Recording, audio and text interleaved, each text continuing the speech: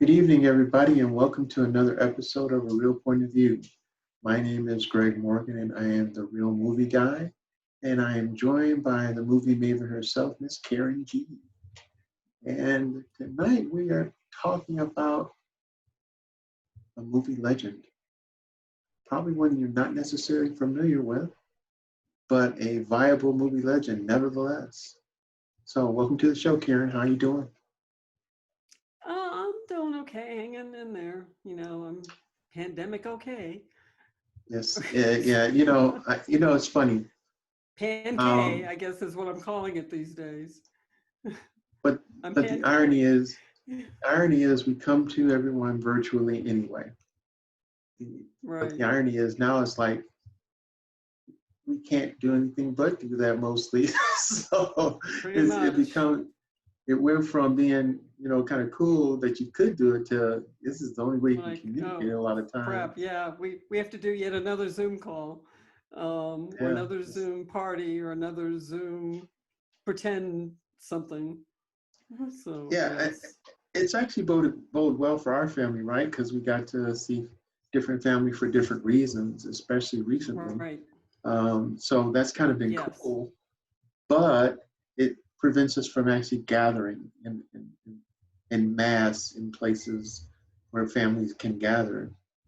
And right. it's a, And it's I it's really great miss to the be able human to, contact.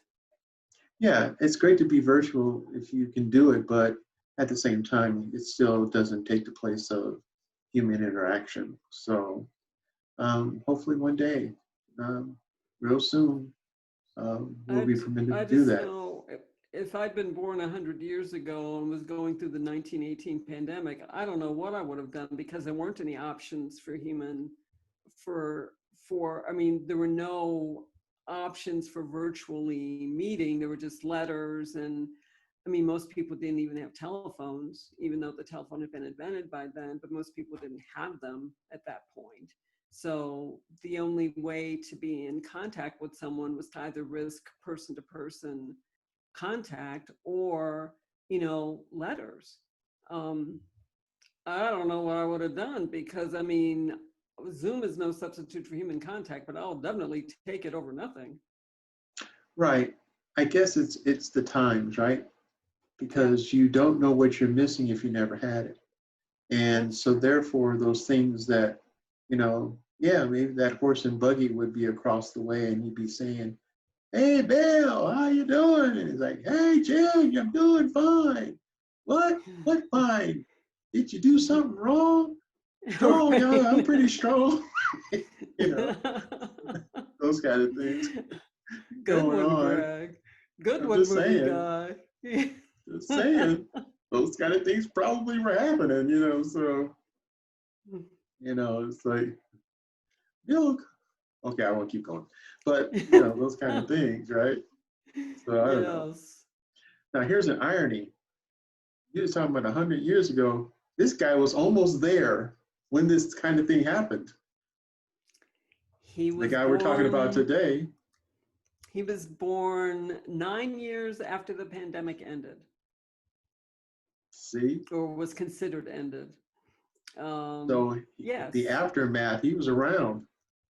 he was around for the aftermath, and he was born during the Roaring Twenties when everyone was having fun. It was the jazz age, and we were in the money. It was a very popular song, and the stock market was just going gangbusters, and all that stuff. That's when, and he was born then. So the person that we're talking about, ladies and gentlemen, is James Hong, movie star excellent. This is a guy who's God, ridiculously prolific guy. Um, and as I did my research, it's like he acted in everything. He's like in everywhere. And then when you're talking about movie stars, a lot of times some movie stars are typecast. Some movie stars are pigeonholed. All the cool words that put you in a little box, a little shell. And the irony about this particular gentleman who is of Asian descent, he just was in everything. he did so many things. He was in so many TV shows, in so many movies, and it's just amazing how this guy thrived. And it just seemed like he was everywhere. I couldn't believe some of the TV shows this guy was in and some of the movies this guy was in. And of course, one of the movies that you and I were talking before, Karen, about James Hong, I remembered him from Big Time in Little China, with Kurt Russell. Well, And I was like, that was a breakout role for him. which is amazing because he had been acting for so long prior to that. I mean, we're talking about him coming out there in like in the 1950s, the early 50s. This guy is It took acting. him 40 years to become an overnight sensation. It's amazing. But yet he was in a lot of cool shows. And he had decent roles in some of those cool shows. That's what was so cool. So anyway, we're talking about James Hong. So what insightful things do you have to talk about this, as I alluded before, this prolific theater actor? Well, like you said, Greg, James Hong just has an immense number of film, television, and voiceover credits to his name. Well over 600. Like I think the last count was like 662 credits. Wow, that's crazy. Where he's either, been in movies or television playing a role, or he's done voiceovers. He's an integral part of the Kung Fu Panda series. And so he had key characters that he played in that. And he's actually had more credits on television, over 400 television credits. Movie credits, like 124, 125, somewhere in that realm, which is still a huge number. I mean, it really is. When you look at some actors that are very well known, they might have like 20 film credits, or maybe if they really made a living, maybe 60. Not 128, not twice that number.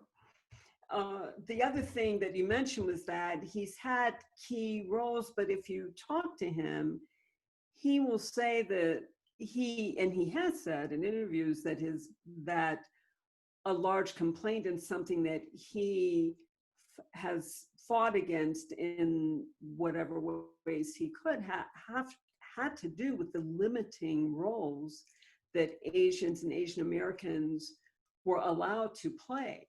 He had many roles, but most of them were not multi-layered.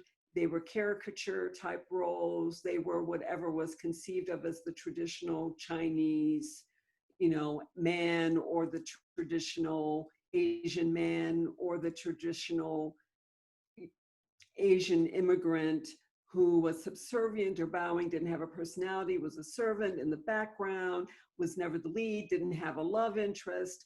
Those are the kinds of roles that he generally, not all the time, but he was generally relegated to playing. And what he said in a recent interview is that what he did a couple of things about that. There was one instance where he was given a script. His agent gave him a script for a movie. I can't recall the name of the movie, but the character was very subservient, and he and a number of other Asian American or Asian descent actors who were in this particular movie project went to the producer and said, "These roles are really demeaning. Can these be written to make these characters more humane?" And the answer was no. And James Hong did not participate in that project, and the project went on. And the fact that I can't recall the name of the project goes to show what a hit it was. So that was one thing he did. The other thing that he has said that he did in interviews, and I think this is definitely borne out by his body of work, is that he would try to make each character as multi-layered and as complex as possible. He would imbue those characters, I would say, with an inner life, so that they were more interesting than what they were written to be. And this makes his characters memorable because a lot of these roles he was given were nothing roles. I mean, really, I mean, from a stereotypical standpoint. And the other thing to remember too was that in the 1950s, in what most people would consider the prime part of his acting career, he's born in 1929. So the 1950s, he was in his early 20s, on through the, say from the 50s into, well, like to the 70s, that would be like prime acting time for him. But so many characters of Asian descent, if they were the focus of the story, were played by white actors. Mickey Rooney did a horrible caricature of an Asian in, and I can't Breakfast remember at the name. Tiffany's. Breakfast, Breakfast yes. at Tiffany's. How could I forget that? Breakfast at Tiffany's. Marlon Brando played an Asian character in Tea House of the August Moon. He was the star of that movie, and he played an Asian. He's about as Asian as, you know, I am, but he played it. So, and that was generically what went on. That was the custom. That was the tradition. The only time in the 60s that I remember a movie about Asian characters where there were Asian people starring that comes immediately to mind is Flower Drum Song, which is one of my favorite movies. Yep, 1964, and James Hong was in that movie. Now he played a maitre d' or waiter, but he still was at least he was in the movie, you know. And I'm sure he was a very multi-layered waiter or maitre d' or whatever he was. But he, so that's one thing that he did. The third thing that he did was he started something called the East West Players, a theater company called East West Players out in LA. It became a real training ground for actors, and East West Players was founded by James Hong and his producing partner to develop Asian plays and to create plays written by, produced by Asians or Asian Americans. And what he said was, when that playhouse began to take on roles, the people in these roles, the members of this particular company, started becoming noticed by Hollywood. I mean, they were right in Hollywood's backyard. They were in LA. Mm-hmm. But the better point is that they were doing really good work. And that was the point for James Hong. It's like, we might be Asian Americans, but we can bring gravitas to roles if given the chance. We can be the lead, we can be the love interest, we can be the helm, the leader, if given a chance. And I can't help but create parallels to his issues, since they totally parallel the issues of African Americans in the African American experience in Hollywood. And part of me just wonders, I mean, my goodness, what wondrous things could have happened if the marginalized communities, those communities marginalized and ignored, shunted by Hollywood, unjustly so, if they had all gotten together at once. What if they had all gotten together and said, look what we can do? So, you know, you had like the Negro Ensemble Theater that did the same thing that the East West Players did, except that they were players written by Black Americans, produced by Black Americans, for Black Americans, but performed for all kinds of audiences in New York, which was the stomping ground for theater, and also a training ground for film, or sort of like the farm team for the Hollywood film system. And you had the East West Players in LA, that was the training ground for Asian actors, and people like B.D. Wong, let me see, who else? There were a number of very good actors. He was in Star Trek? Why can't I remember? I just drew a blank on his name. Oh, George George Takei. Takei.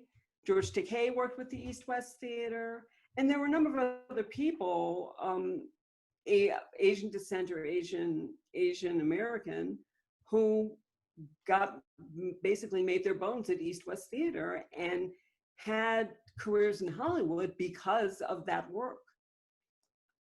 The other thing I guess I want to mention about James Hong is that he spent some time in Hong Kong, but he was not born in Hong Kong. He was born in Minneapolis. He's a Midwestern boy. So, now his father emigrated from China, and he grew up in a very traditional Chinese family. And as a young boy, he really, really liked the idea of acting, but growing up in a traditional Chinese home, he kept that from his family because they probably would have had, like a major fit. But he would practice in front of the mirror. He would practice doing voiceovers. He would practice characters, or he would do that. But when it came time for him to make his way in the world as an adult, he went to college. And to please his parents, he majored in engineering. And he actually worked as a civil engineer for the state of California for like 6 or 7 years or 8 years. And during his vacation time or sick leave, he would use that time to do acting jobs. And he would it's sort of like when you're playing cards and you either go for like the 4 kings, or you go for like the straight that starts with the 2 and goes up to the king. You just keep collecting those cards along the way. He was sort of that. He kept collecting these roles along the way. He was in demand because you always needed that guy, or a lot of directors needed that guy, the guy to be the waiter, the guy to be the maitre d', the guy to be, the assistant, the servant, the whatever. You need that guy. And he became that guy. He was like the go-to guy. So that was how he got his start in the business. And it just got to the point where he got so many acting jobs that he could no longer continue his job as a civil engineer. So he left his job and devoted himself to acting full time. His biggest break actually came on a game show. He was on the Groucho Marx TV show as a contestant, he and a friend of his, and Groucho Marx asked, I guess he was like really making a lot of points. He was answering these questions. I think it was You Bet Your Life. I want to say that was the show. But at one point he started doing imitations of Groucho Marx and James Cagney and other, Hollywood stars. And I guess he must have been pretty good because agents called him after that. That was how he got his start in the business. So, cool. Yeah, he's just incredibly prolific. He's in his 90s now, and he said he has no interest in retiring. He still has work that he wants to do. I, for one, hope he keeps doing work because I think maybe his best roles are yet to come. Yeah, in fact, I think he's got like 4 things that are just in post-production now. So he's still active out there and, facilitating his essence in roles. And so that's kind of cool. That's neat. Yep. I guess when I was looking at a little bit of the bio information and seeing all the different TV shows that he was in, a lot of shows I watched all the time. And some of them I thought were a little bizarre, like Doogie Howser. I never thought I'd see Doogie Howser in his portfolio, but the TV shows like back in the 60s, like Peter Gunn, and he was actually one of Charlie Chan's kids Yes. in the 50s. Son. Right. And I remember seeing Charlie Chan. Our mother used to watch this matinee theaters when we were growing up, and I'd sit there and watch Charlie Chan and all the famous detectives, Sherlock Holmes and all the like. And I always thought his number 1 and number 2 and number 3 sons and his daughter were all really cool in those episodes. So yeah, it was just interesting the different things that he was involved in during that time. It's just amazing stuff. Yep. What was your favorite? Let's tell me what your favorite movie role was that he was a part of. Um, I ironically, and this may seem a little crazy, I liked his role in Big Time in Little China. Um, Mm-hmm. he was uh, all ominous, evil, and powerful. So all those cool things that make a great villain, he was all of that in that movie. So that's probably one of my favorite movies that he was in. Um, oh, I was trying to think. There was a more recent film. I don't know, not recent. More recent than Big Trouble in Little China, though. I did like him in Briscoe. What was it? Briscoe. I think it was back in the '80s. Um, I'm sorry, you kind of got me stumped there a little bit, Karen. But I Well, think, I can tell you my favorite role sure. for him, movie role. Small role. I would call it a SPART, small but pertinent part. That's what I call a Okay. SPART. In the movie Black Widow, starring Deborah Winger and Teresa Russell. He Oh, played yeah, that's a he good played one. a really smarmy private detective. Oh my Okay. God, he was so just, I mean, it's like you wanted to take a bath on his behalf. He was so smarmy. And and he obviously had issues. And I don't know if he just brought those issues to bear in rehearsal and they just decided to write it in, or if they wrote the character that way. But he was a private detective who was hustling. I mean, he was totally on the hustle, and he came across like the kind of private detective who would literally do anything to get a job. Hmm. And he had a serious cocaine habit, which turned out to be his undoing. Deborah Winger's character hired James Hong's character to look into Teresa Russell's character, because Mm. basically the idea behind Black Widow is that Teresa Russell is this woman who marries men and then she mates and she kills. And Deborah Winger plays an FBI agent who's very green. She's an analyst. She's never been in the field, but this is like her first field job. So of course they send her to California. That totally makes sense. But anyway, Hmm. she hires the private detective played by James Hong to investigate Teresa Russell. Teresa Russell's character. Teresa Russell's character finds out that he's doing that, so she visits him at his office, Hmm. and she pulls a gun on him and says, you need to give me all the information you found out about me.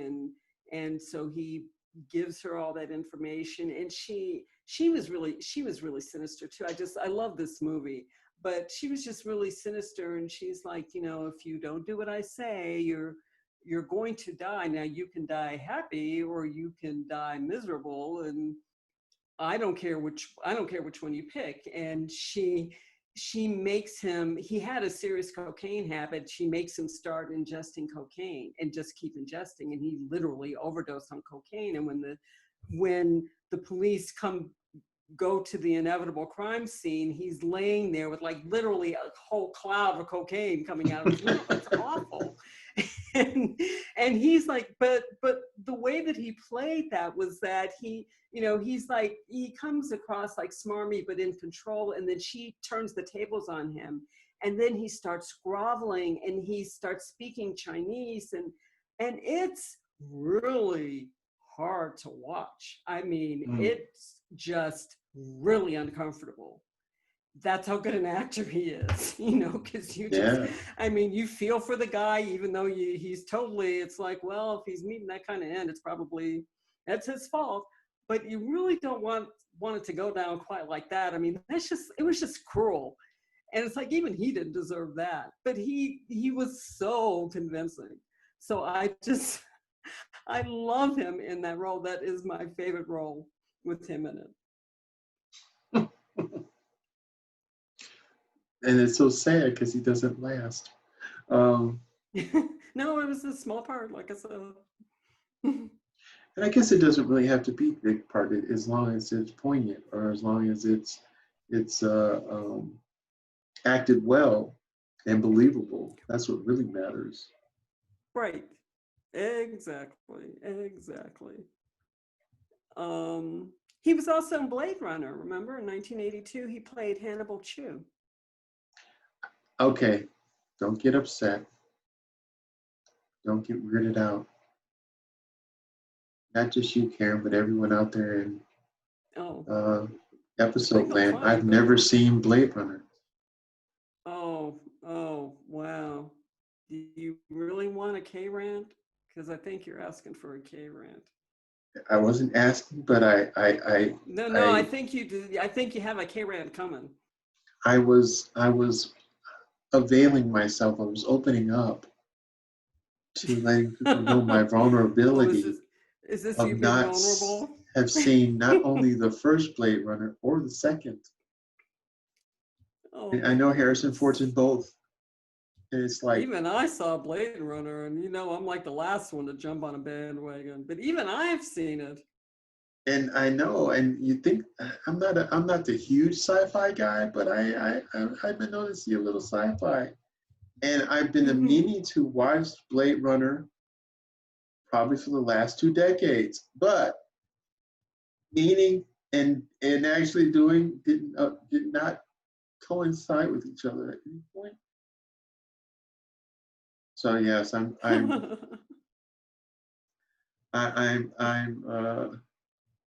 remiss. I apologize, everyone, that I haven't seen Blade Runner. People said Oh, it was a decent film. just hand in your just hand in your credit card. No, I'm not getting nobody my credit card. What just hand in your critic card Oh, I just said and credit walk card is away. like, you have not met my wife. It is not handing in no credit cards. I don't mean a credit. I said a No credit way. card. I'm Credit ignoring the credit card. part. I Oh, said credit okay. card. Just like every critic out there, you haven't seen every film. Right. That's true. I've I still seen, haven't seen John Wick, so there you go.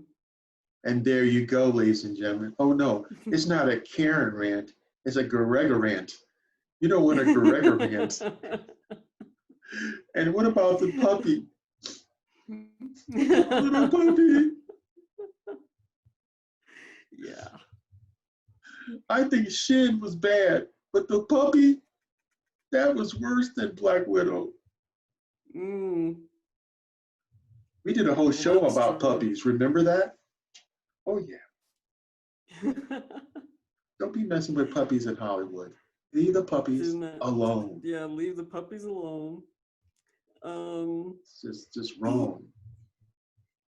there is a move to there have been calls of late to get James Hong a star in the Hollywood Walk of Fame simply because of his amazingly prolific work. And what I will also say is that it's memorable work.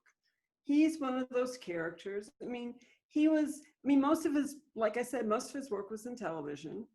Right. Um, but he created some really interesting characters in television. People still talk about James Hong in Seinfeld, where they had an episode called The Chinese Restaurant. I think it was in the second season, towards the end of the second season. And Seinfeld and Elaine and Jane, not Kramer, George Costanza are waiting for a table they want to go to this Chinese restaurant before going to the movie. So they go into the restaurant, they're all enthusiastic, and then they meet James Hong as the maitre d', who's like, oh, well, we don't have a table right now, but just we'll put your name on a list and we'll call you soon. And they're watching just group after group after group go and get seated because he knows them, or because supposedly they had a reservation, and they don't get seated at all, and they're just becoming more and more frantic. Well, that's like one of the most memorable Seinfeld episodes there was. It's because of him, because of James Hong. And he was just like this impervious maitre d', he was just, he came across as nice as he could be, but there was no way. They weren't getting a table. It got to the point where they started eating food off of other people's plates because they were so hungry. Oh. True story. Of course it's a true story. He was in it. That's his deal. Now I'll be honest, I'm just abacked by all the things that he was in, and the things that I would never expect to see him in because of the persona that I've noticed in some of the films and TV shows that, in my mind, make sense for him. Because for me, he's just that guy who's so smart that he's diabolically smart. That he's so convincing as being the evil criminal mind that it's hard to see him in things like Seinfeld or Doogie Howser or what is that, another TV show, MacGyver. He was on Key and Peele. What? Key and Peele. He was on their Key and Peele, this series with Jordan Peele. Oh, really? Yep. He was on one episode when they had their TV series. He had one episode run on there. See, that's real recent. Mm-hmm. But I'm talking about on Two TV Broke shows, Girls, which is recent also. But okay. But I'm even looking at the more ancient recent, like Dallas, Dynasty, Falcon Crest. What? Yep. I mean, that's just boggling my mind. These are stuff like that. I mean, the Hardy Boys and Nancy Drew. Come on. I mean, he also played Mr. Wu in The Day the Earth Stood Still, the last remake of that movie with Keanu Reeves. Oh, Keanu Reeves in The Day Stood Still, but John Wick just out the window. You just so it's selective Keanu Reeves. Is that what you're trying to say? It's selective Keanu Reeves. For sure. Like, oh, it's Keanu Reeves in like what's the Speed? You'll see him in Speed, but you won't see him in John Wick 1, 2, 3, and 4. No, I won't, but I will see him in Speed. You got that right. Oh, so he can be with Sandra Bullock, but not Halle Berry. That's what you're telling me? Pretty much, yeah.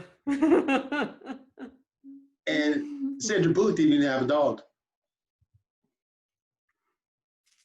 I know, isn't that ironic? Not really. You really don't want to have a dog on a speeding bus. No, you really don't. But in John Wick, you don't want to have a dog in a speeding car. Oh, wait. Oh, my God. Was that a spoiler? Was that a spoiler for you, Karen? That might have been. No, because he's not in a speeding car. See? I didn't spoil a thing. But here's another one. All in the Family, Karen? James Hong and All in the Family? What did he do in Archie Bunker? Oh my God. Well, he was on Hanging with Mr. Cooper. I know, but here's the other thing. We were talking about actors in series that portraying Asian actors or Asian characters. And he was in one of the ones that I thought whose concept was created by Bruce Lee, was a TV series Kung Fu. He was in Kung Fu for Yep. like 8 or 9 episodes. But the Yes. irony was he was different people. Right. Right. He played like 6 different people. And he was on Kung Fu: The Legend Continues too. I was like, wait a minute. Didn't we kill him off in the first 8 episodes he was in? That we did. That So, we yeah, did. one episode he was a pauper. The other episode he was the prince. And another episode he was the master of the house. I mean, this is, oh Mhm. man. Obviously Kung Fu Yep. didn't travel enough to get all the different characters. He was in 9, I'm sorry, I said 8 episodes. It was 9 episodes of Kung Fu. Wow. That's Yeah, crazy. that's quite something. He was, I want to say was he in Chinatown? He I think was. he And might he was have also been in that Big movie. Jake. He was Yep. also in the Two Jakes. Is it the Two Jakes? Yep. Yeah, so he was in both the Chinatown and then its sequel, which was The Two Jakes. That's right. He was in both those movies. So yeah, it's just he was in Revenge of the Nerds. He played Snotty in Revenge of the Nerds. That is crazy. And he did 2 got to different. play Dr. Hong in The Golden Child with Eddie Murphy. Oh, that was pretty good. Hmm. But he was in 2 different seasons and eras of Perry Mason. Hmm. Yes, he was. That's crazy. Barnaby Jones, Ironside. Cagney and Lacey, The A-Team. Okay, He was now even on a soap opera, Days of Our Lives. and For in the 6 comedic episodes, and he played TV, different characters there too. and then the comedic TV show, The Bob Newhart Show. Yep. So he's just everywhere. This is amazing. I think it's a real testament to his talent. I mean, he was willing to do whatever it took to make the role a real person. He really tried for that. And he said he ended up in his early career mostly playing laundrymen or persecuted Chinamen. It was very, very tough to get out of that mold, but he managed to do it. Indeed. Or he managed to, while being constrained by the role, to break the mold of that role. And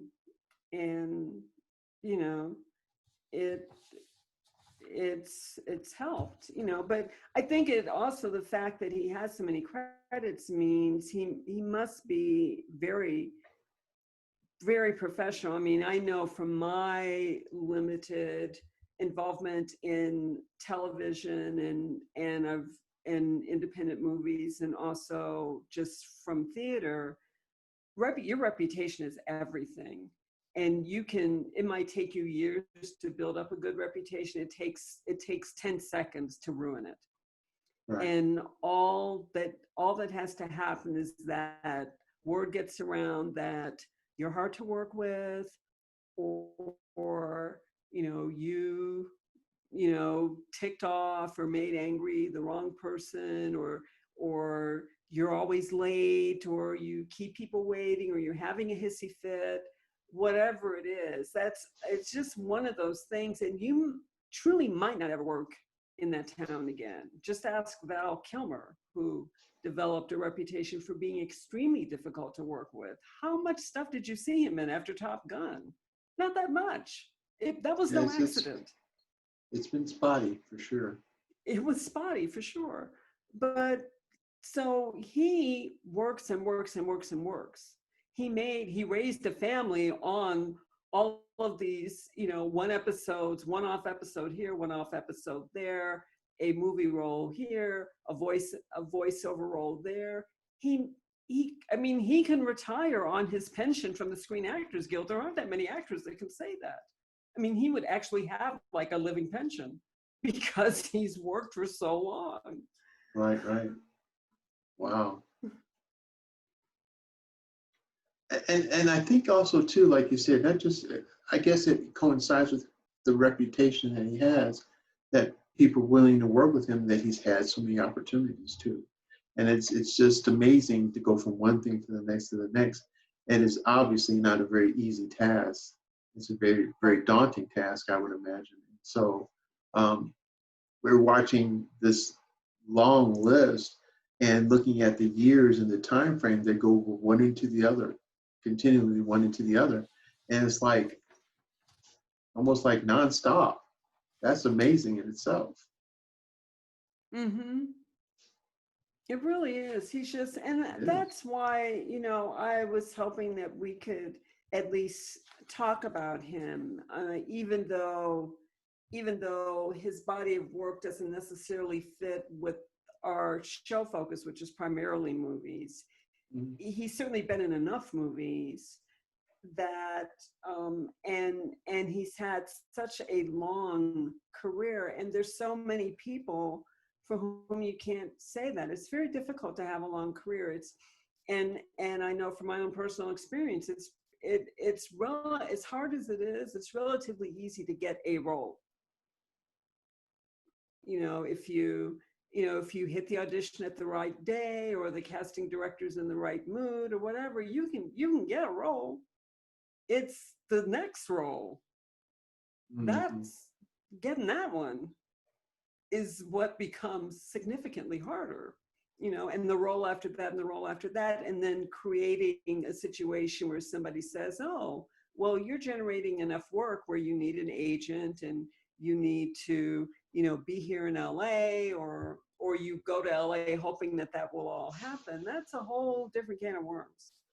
Yeah, I would imagine. Well, I mean, and it is good to know that people who are out there trying to hone their craft can actually do that. But it's even nicer to know that you have someone who, as you alluded to, has that character and that wherewithal to be associated with all these people that can help extend his opportunities. That in itself has to be its own hard work and reward, you know? Mm-hmm. Yes. Yeah. I guess I'm still aback by. I do remember him in a movie that I really enjoyed watching, although it was a very sad movie ultimately.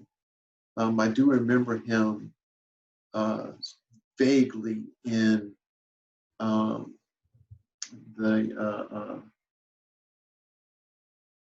the Sand Pebbles with Steve McQueen. Mm-hmm. Yes. His role in that. Um, I vaguely remembered it in my mind, and then I saw a picture, and they brought it back to me um, in that movie, and that was such a sad movie in its essence anyway. Um, but um,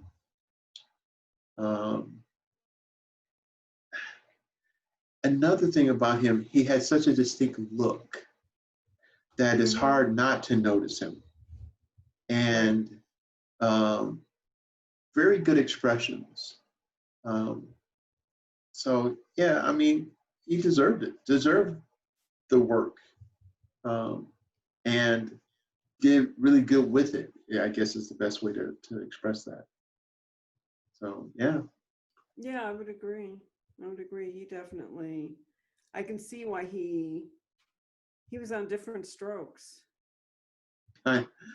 it's funny again the type of shows that he was on. Like one day he's on the FBI or Man from Uncle, and then the next day he's on Donna Mm-hmm. Reed's show. You're like, what? That Right. doesn't even make sense. And then the day Um, after that, he's on Starsky and Hutch, or The Blue Knight, right. or Black Sheep Squadron, or I can't actually see why he might be on the streets of San Francisco, given their, huge Chinatown section. But you know, he was on, like you said, All in the Family and McMillan and Wife, and I he know. was in And the then Missiles of October. from that to something like Gomer Pyle. I mean, come on. Right. All those things together don't even make any sense. You're either it's most likely this kind of thing or that kind of thing, not this and this and that and this and that and this and that. He has carved his legacy throughout He all these different played panels.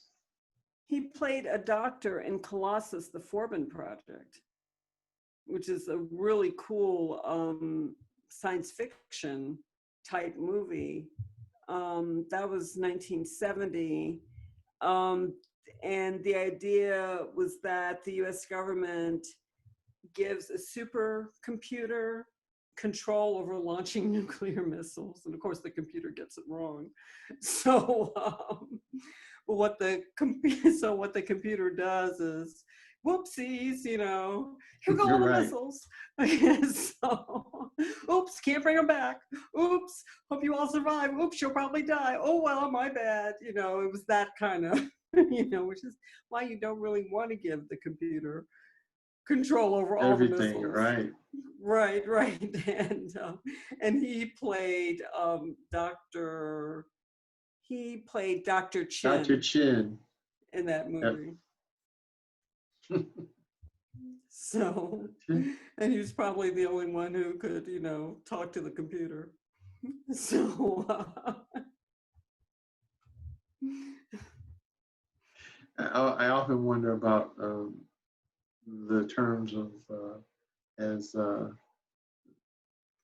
singularly minute as we're no longer going to be I should say we're going to be a paperless society, and can't get rid of all this paper ever since I got a computer. And then you've don't you got have the more paper? I computer. know I do. I know it's more, and it's like computers ruling the world. But if you don't have people to fix those computers, you know, they're always talking about computers taking over this job and that job. It's like, yeah, but if there's nobody out there who can fix the computer, what is that going to do if it breaks down? And I see, as it's alluded in the Colossus, the Forbidden Project, what if it just goes haywire and just takes over? You know, don't want that. What is it? What's the other one? The 2000 Space Odyssey? Where No. Hal is like, it's like, I can't do that, Dave.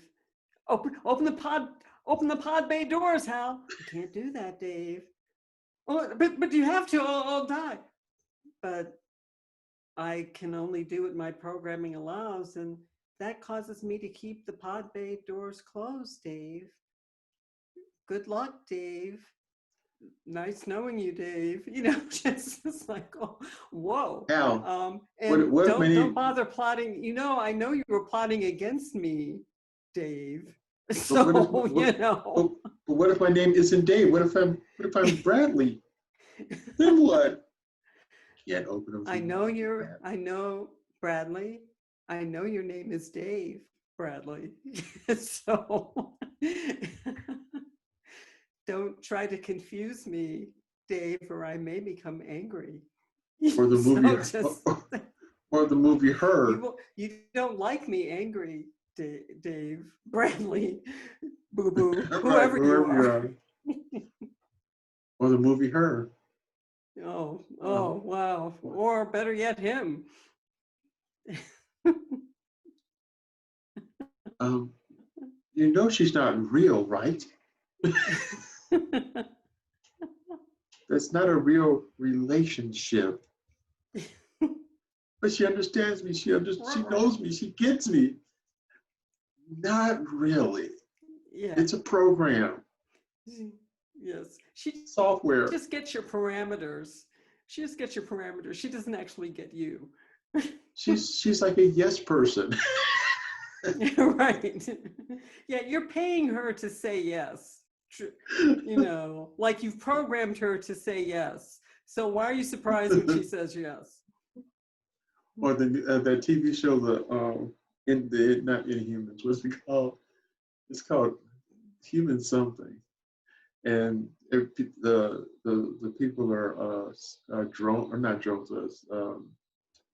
artificial people, artificial intelligence, and they're walking around and they're robots that you can't tell are robots. They look just like regular people, and and they make a mistake, and it's like, well, I'd like pot roast for dinner. Oh, okay, I'll make pot roast. I can make it with this sauce or that sauce. Well, I was thinking more of another kind of an hibachi sauce. We don't have hibachi.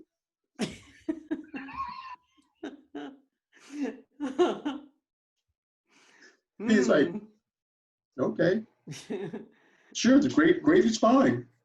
Yeah, dial it back. We're gonna have to take her program out. You're not taking out anything.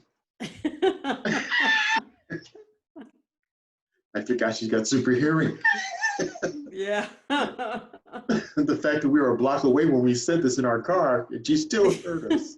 She still heard you. Well, the two astronauts, they were having a conversation. Where were they having this conversation? Like they were having it in a different room so that Hal wouldn't hear. And Hal heard them anyway. It was like, no, Hal didn't hear them. Hal was reading their lips. That's what it was. And he was reading the astronauts' lips. He's like, they're plotting against me. Those little naughty astronauts, I'm going to have to show them a thing or two. And it's like, let's go into another room. Hal is in every room. We did that so that if we were in this room and we fell, we could get Hal to help us and get someone to help us. So there's no room we can go into to be away. Yeah, that would be correct. They should have talked like this. We need to unplug Hal. We need you distract Hal. I'll pull the plug. It should have been like that. Or we're gonna have a private meeting, Hal. You can't have one without me, Dave. We're gonna have a private meeting. Bill? Yes, Hal? Oh, and what does that mean, Dave? That you're just gonna go outside and pull the plug?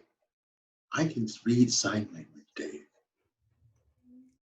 How? You can't see? Dave? Yes, look in the corner.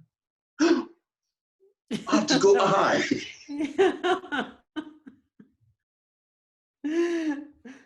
That darned optical eye. I keep forgetting it's there every time. I know 17 translations of sign language, Hal. Pretty much. Okay, we digressed way off the subject. Yes, we really did. We really went down a rabbit hole on that little journey into Hollywoodland, didn't we? That was a really good. I'm the one who brought up Colossus, the Forbin project. But that was an interesting rabbit hole, Chip, wasn't it? The Abyss. We were right around the corner of the Abyss, which actually is a movie he wasn't in, which is rare because he was in everything. It seems like he was pretty much in everything. It's amazing. Pretty much every TV show. Yes, he was in I Spy, Cimarron City, The Adventures of Rin Tin Tin. Hawaii Five-0. He was in Dragnet. Cannon. Harry O. Playhouse 90. SWAT. General Electric Theater. Oh, wait. He was in the Ninja episode of, wait for it, Beretta. Mm-hmm. And guess what? And guess what else he was in 1956? 1956. When he was just 27.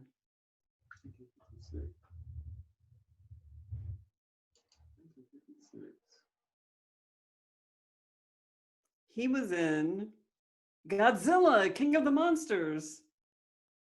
Oh, right.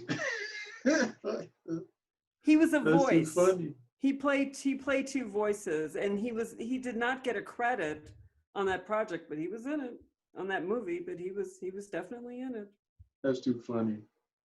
And he was also in another thing that people might not know is that he was in the movie with Natalie Wood and Warren Beatty, Love is a Many Splendid Thing. And he played the fifth brother. There were five brothers? Apparently, there were five brothers, at least five, and he was the fifth. But again, he did not get a credit for that. I know, that's crazy. It's crazy if you see somebody in a film, their position is not enough to get a credit. I don't get that. Oh, it's relatively common because you want the work and you want the payment, and maybe the credits were. I mean, like the way that some movie stars get producer credits attached, is sort of you hand them out like a perk, and maybe his agent couldn't demand that he get a credit because he was so new at that point in time. But Gotcha. he, he certainly got credits later as his stock rose. But it was often, especially for minority actors too, a lot Mhm. of actors of color did uncredited work. Did not know that. That's interesting. I mean, white actors did too, but you'll see that a lot with actors of color because I think a lot of that was just had to do with their base of power, and they were in a much more fragile position when it comes to demanding things like a credit, and a credit might Wow. make all the difference. And especially with movies with African Americans, there was so much playing around with the way in which movies were distributed and how they were marketed. So if the movie was going to be marketed to the South, or if you wanted to have movie, a lot of scenes with Black actors were cut out. So you didn't want to have a credit for that actor if the actor was really going to be on the cutting room floor because it was playing in Mississippi, and they didn't Mm, cotton to that kind of thing. I mean, did I say cotton? I didn't mean cotton, but you know what I mean. cotton, Yeah, pretty much. pretty much. So yeah. And now, I mean, I don't think that's not what was going on with Asian actors, but they didn't have a whole lot more power to demand much from Hollywood, and barely more power than African Americans did, because you also had white actors playing Native Americans, Asian Americans, and Black actors. I mean, Amos and Andy were played by white actors. Right, right, So, we all have our tales in terms of that. right. True that. True that. I guess as I look over the different uh, productions that he was involved in, it's just a myriad of stuff. You know, and the irony is, we watched a Yes. lot of these shows growing up, and you know, it's just amazing to me. Year after year after year, multiple projects each year too. That's the thing. Like for example, in Right. the '80s, like '86, he was like five or six different things, and that's a lot of roles that you have to try to memorize lines for and be a part of. And some of those things are, some things might have been live. So yeah, that's that's Hmm. that's interesting. And I Oh, mean, ironically, he did. Big Trouble in Little China was actually in 1986. Hmm.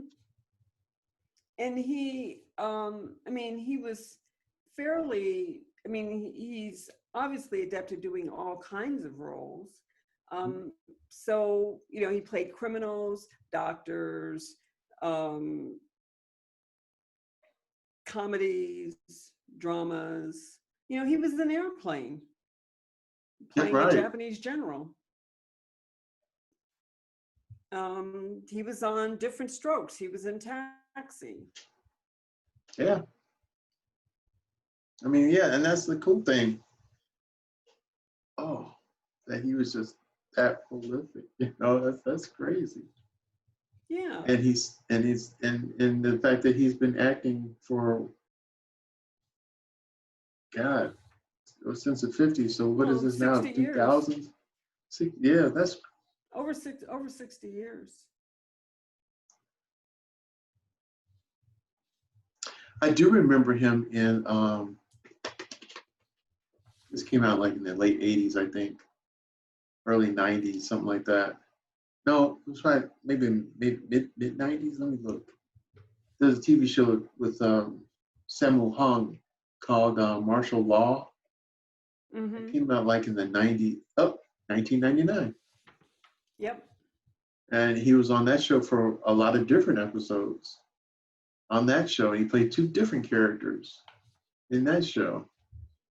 And that was an interesting show. I kind of like that show about a detective in a special agent unit Mm-hmm. um, back in the day.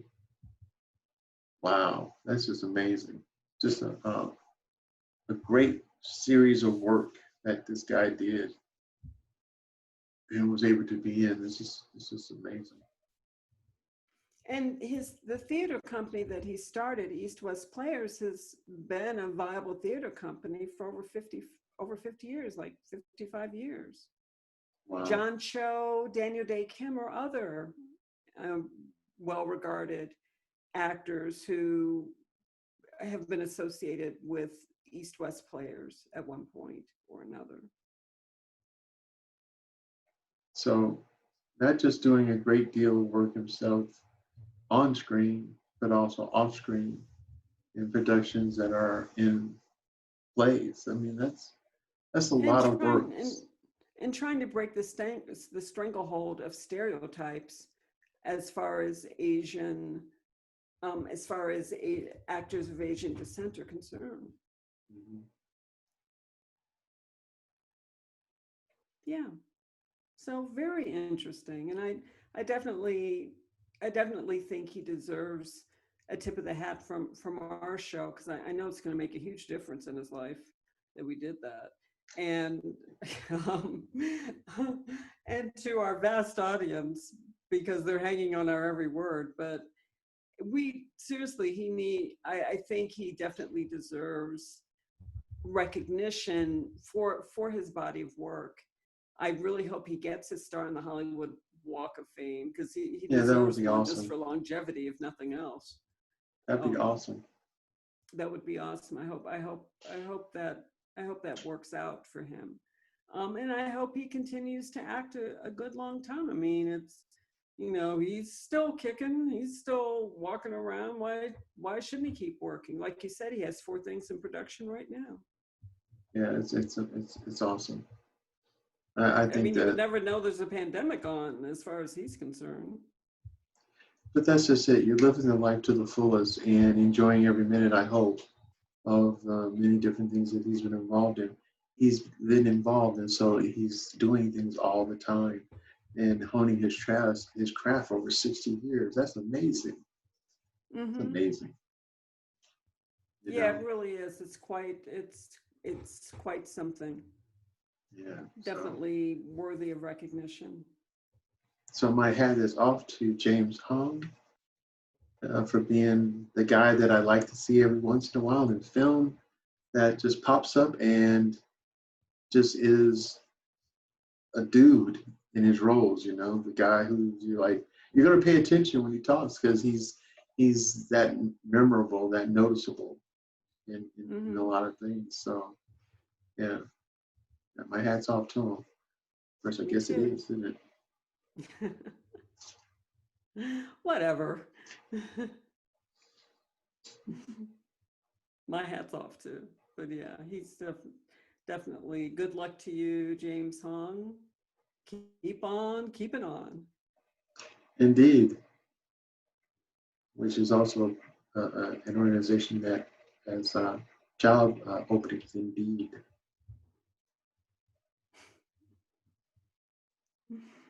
Hey, they do. I'm saying, it's real. Sometimes it might be time for us to go. Sometimes you have to invoke. Sometimes you have to invoke realism. Okay. Really? Yes, you do. Sometimes you have to invoke realism, like pigeons. Pigeons are real. And they're not just out there flying around. They are real creatures.